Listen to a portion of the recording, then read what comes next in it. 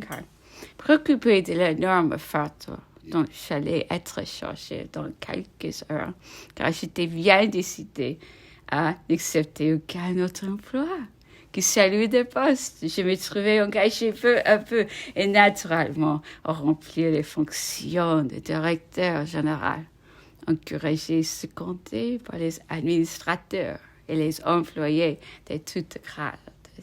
Tous enchantés de voir les Bourbons enfouis, de bien convaincus comme moi que nous ne les reverrions jamais. Et déjà tellement oubliés qu'il nous semblait que ce règne de 11 mois n'était qu'un mauvais rêve de quelques heures.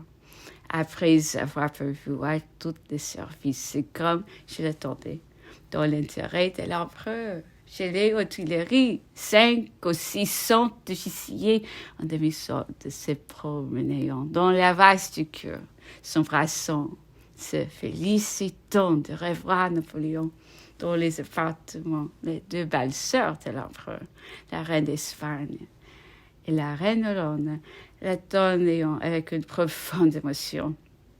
Bientôt, leur dame de service et celle de l'impératrice viendront se joindre à elle.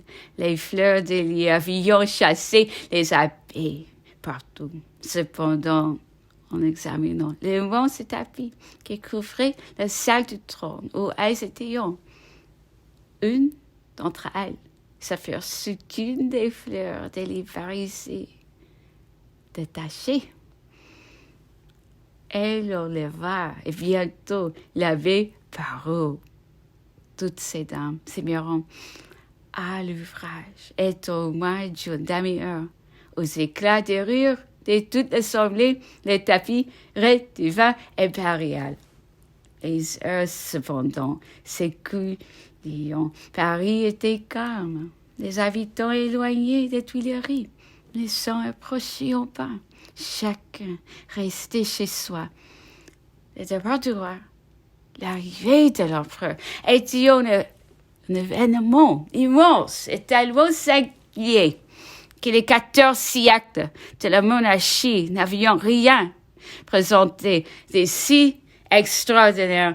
Et cependant, l'indifférence semblait dominer tous les esprits. L'événement était-il au-dessus de la portée des âmes communes?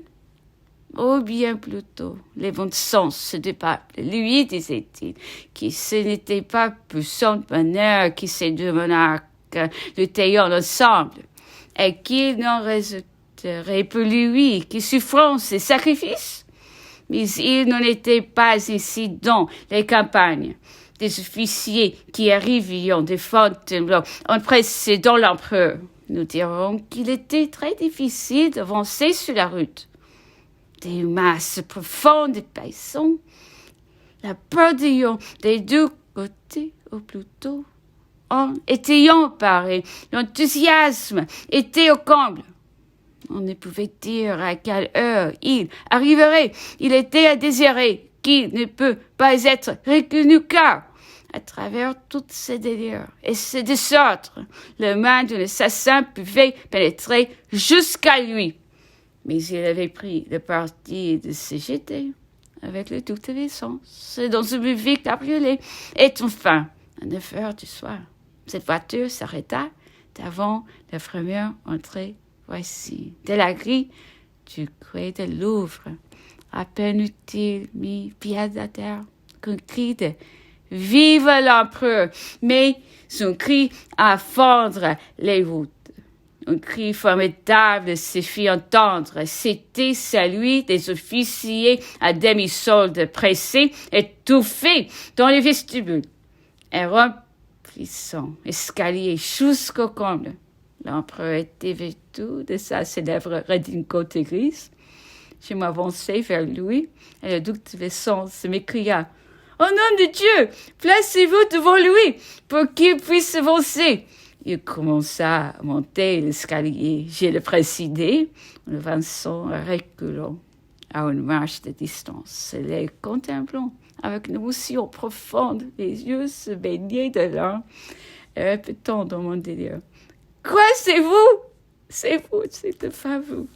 Pour lui, il montait lentement, les yeux fermés, les mains étendues en avant, comme un aveugle, en exprimant son bonheur qui par son sourire.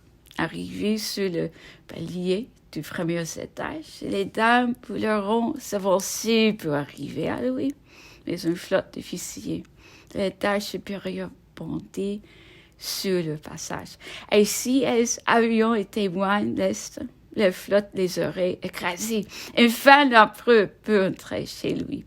Les portes se refermeront avec effort et le fou se dispersa, heureuse de l'avoir entrevue.